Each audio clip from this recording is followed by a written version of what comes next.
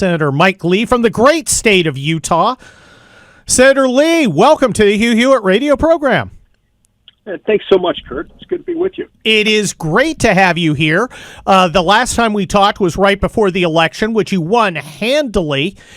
What's the vibe in the Senate right now for the Republicans, now that we're at 49-51? Yeah, the vibe is that we're very disappointed. Of course, we didn't clinch the majority, and that it's never been more important than it is right now to push back against the horrible policies of the Biden administration, being facilitated, of course, by Chuck Schumer as the majority leader. So, look, we're in a time of crisis, and we're dealing with some heavy stuff, but we're pushing back using every lever that we have access to. Well, Senator Mike Lee, you have been the spearhead of a movement that's very close to my heart. The case of Lieutenant Ridge Alkonis, a United States naval officer imprisoned in Japan, and I find it mind-boggling that we haven't been able to work behind the scenes with our Japanese allies, and they are great allies. I've worked with them, to somehow get this guy released and to move forward. What the heck is going on? You know, what happened here was that Lieutenant Ridge Alkonis, while deployed to Japan, serving the U.S. Navy as a lieutenant, went for a car drive one day. He and his family visited Mount Fuji, and while driving down from Mount Fuji, he encountered a medical emergency, one that was neither foreseen nor foreseeable by him, that caused him to lose consciousness. And while momentarily unconscious, he was involved in a car accident in which two Japanese nationals tragically perished. My thoughts and prayers go out to the family members of those victims. This was not a crime. This was an accident. Would never be punished as a crime in the United States or any civilized nation that I know anything about. But, you know, rather than litigate the merits of that case, I as well as so many others like you and the Alkonis family, have been focused primarily on just getting him transferred back to the United States. It's not too much to ask. I went out there to Japan and met with Foreign Minister Hayashi back in August, visited Mr. Alkonis in prison, and while meeting with the Japanese Foreign Minister Hayashi, I asked him, can we just get him transferred back to the United States so he can at least serve out his prison sentence under U.S. jurisdiction?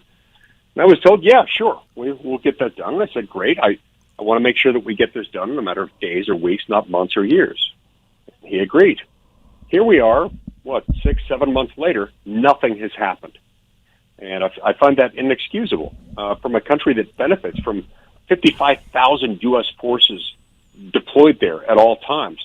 They really should be a little more respectful of our desire to see Mr. Alkonis transferred back to the United States. Well, Senator Mike Lee, I find this bizarre. I worked with the Japanese military when I was on duty.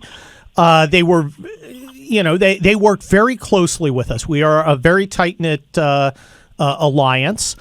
This just seems to me an issue that should have been dealt with. The ambassador should have gone to the deceased's families. We should have made amends. And we should have handled in a way that the Japanese are very good at, handling this issue without it becoming a point of conflict. And there is some reason that it is important to the Japanese to make this a point of conflict where it wouldn't have been when I was there 20 years ago. I mean, they were very deferential to Americans, and they were very, very good allies. Why does the Biden administration have no heat with the Japanese? Why are they unable to pull off what should be a rather simple matter of taking care of this problem? Yeah, it raises all kinds of questions. Now, I will note that our ambassador to Japan, Ambassador Rahm Emanuel, has done great work on this. Good. He has worked hand in hand with me in trying to secure Alkonis' return. I also believe that he's reached out to the families and may have met with them as well. Excellent. That's exactly the right answer. In good faith. What I would like to see, though, I rather than President Biden setting up a task force to deal with this, which is something you do when you're planning on it being a longer-term problem. I wish he would just call up Prime Minister Kishida and say, he comes home tomorrow. Come home. Just send him home tomorrow. Send him back to deliver him to the custody of U.S. officials, and we will let him serve out the rest of his sentence in the United States. There are established treaties on this that allow us to make things like this happen. It's not that hard to do.